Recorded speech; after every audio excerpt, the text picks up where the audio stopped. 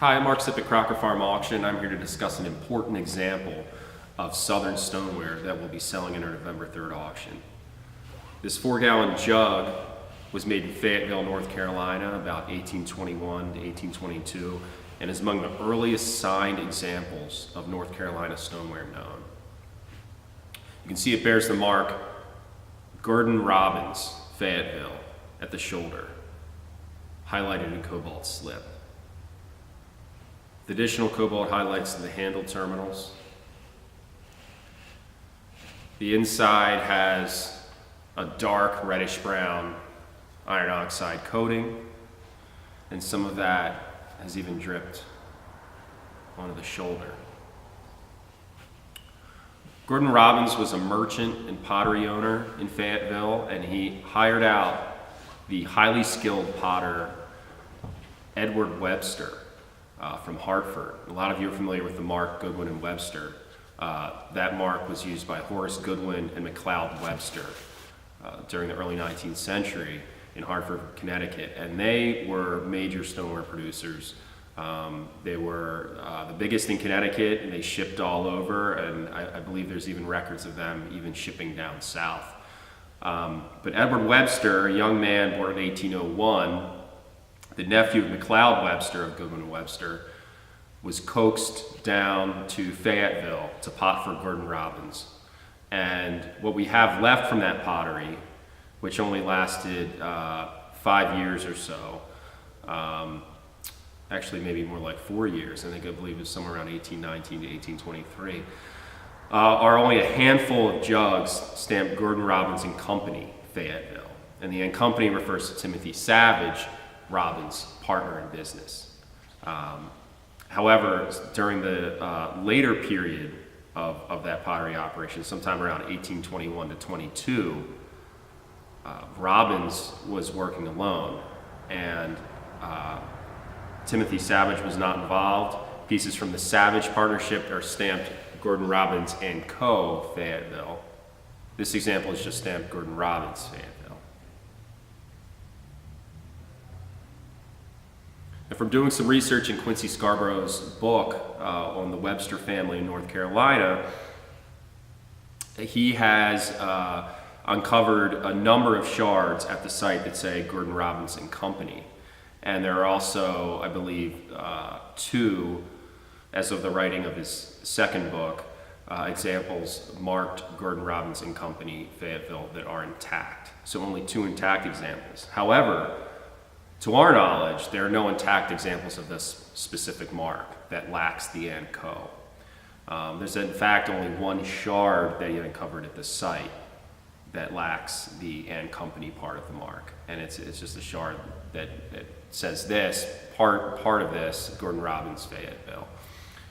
So what we're talking about here is a piece that potentially, from what we understand, was previously only known in the archaeological record from the excavation of the site itself.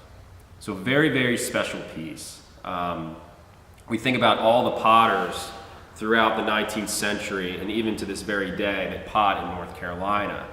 North Carolina, of course, is one of the great states of pottery production to this day. We think of Seagrove, and we think of how potters turned utilitarian works into almost like an art trade, a souvenir trade, a business that was able to flourish into the 20th century and change with the times.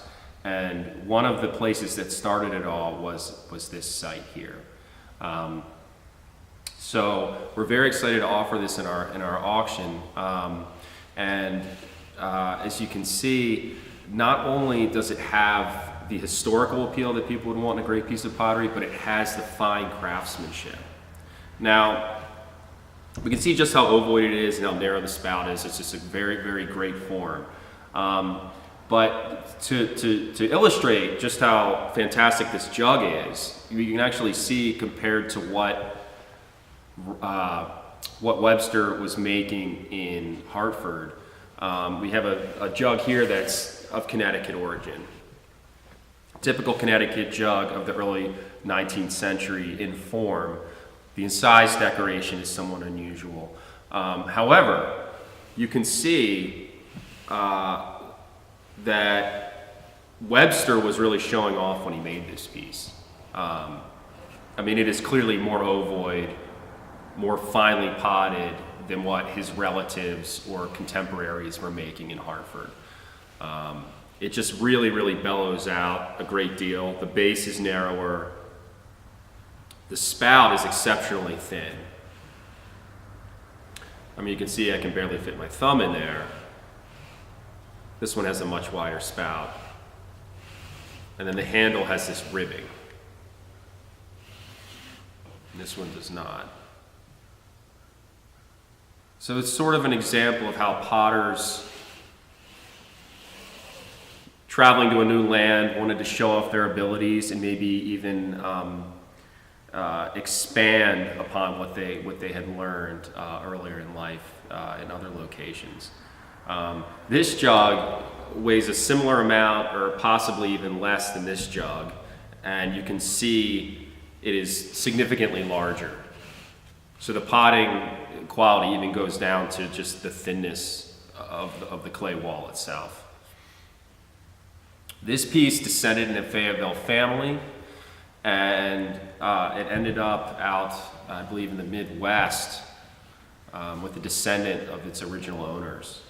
And it's a completely new discovery. When we got the call for this piece, we were very, very excited because new southern discoveries like this really help flesh out what was being made in these very, very rare, short-lived potteries. And so we're excited to offer this in our November 3rd auction, and we look forward to seeing how it does.